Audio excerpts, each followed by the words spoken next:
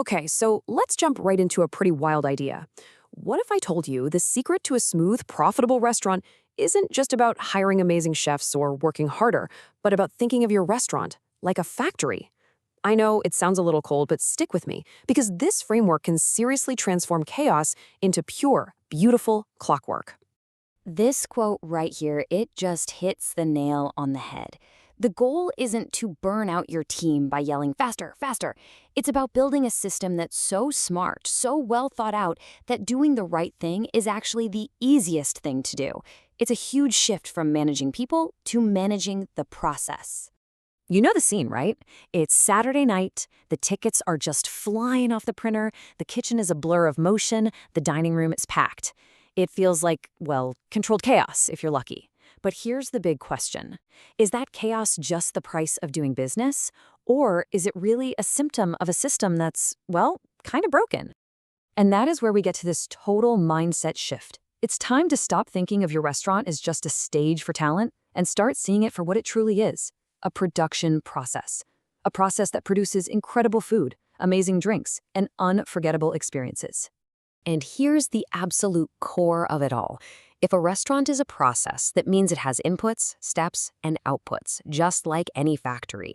And if that's true, it means we can use proven, battle-tested principles to analyze it, to find all the weak spots, and to systematically make it better, faster, and way more consistent. So, where do you even start with all this? Well, the first tool is all about finding the single biggest thing holding you back. Every single system has one, and figuring out what it is, that's step one to improving everything. This is what we call your bottleneck. The idea here is actually incredibly simple, but so powerful.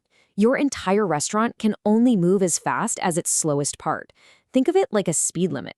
It doesn't matter if your servers are lightning fast if the grill station can only put out 20 steaks an hour.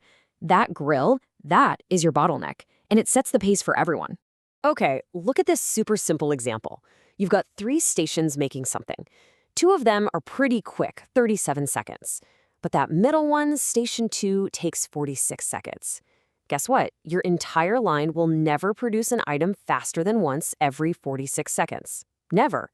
You could pour money into speeding up stations 1 and 3, and it would be a complete waste. All of your focus has to be on fixing station 2. So, how do you find yours? Because I promise you, you have one.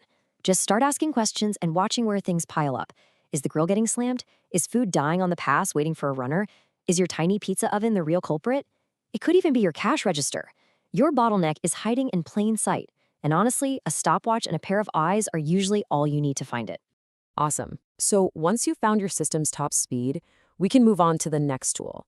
This is where we stop guessing about things like table turnover and start calculating it. It's time to replace that anxious gut feeling with cold, hard, beautiful data. And the tool we're going to use is called Little's Law. Now, don't let the name scare you off.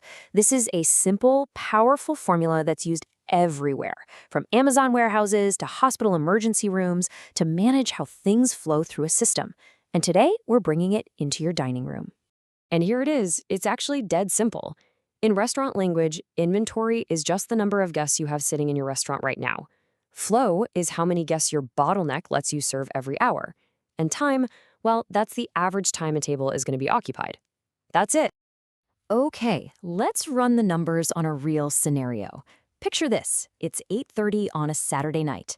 You look out and you count 40 guests. That's your inventory. And from your bottleneck work, you know your kitchen can handle a flow of about 20 guests per hour max. So the big question is, how long are those tables going to be full?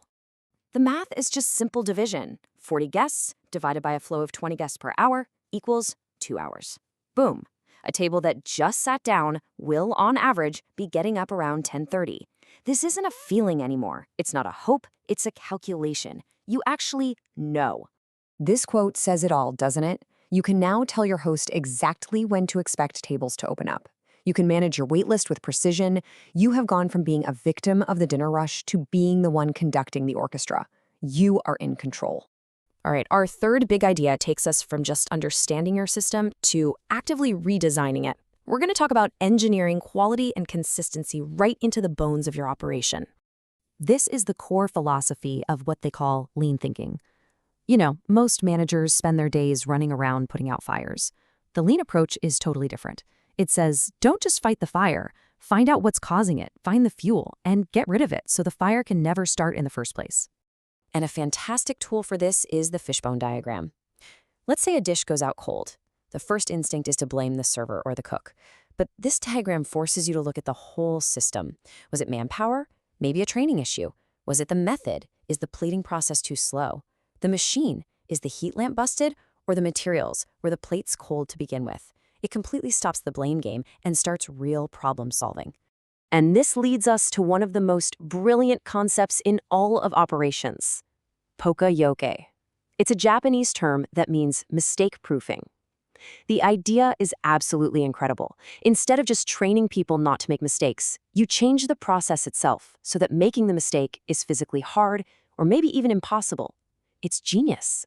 And this isn't some abstract theory. You can use it right now. Think about it. Your POS system won't let a server fire a steak order without choosing a temperature, a sauce gun that gives the exact same portion every single time, an oven with a preset timer for each dish. You're not just hoping for consistency anymore. You're building it right into your tools. So when you start putting all these different pieces together, you can see what's happening. You're no longer just managing a restaurant day to day. You are actively designing and refining a system. And that smooth-running, mistake-proof system, that becomes your single greatest competitive advantage. So let's just quickly recap the powerful new tools you have in your toolkit. You've got bottleneck analysis to find your real speed limit. You have Little's Law to manage your flow with math. You have visual SOPs. Those are just simple photographic guides to make quality easy to replicate. The fishbone diagram to find root causes. And of course, poka-yoke to design mistakes out of the system for good. And we're going to end on this final thought. Improving your restaurant isn't a question of if you can do it. It's a question of where you're going to start. You don't have to fix everything at once. The challenge is to just pick one thing, one process, and start there. Take it apart, analyze it, and build it back better. Because a truly great restaurant isn't just run, it's engineered.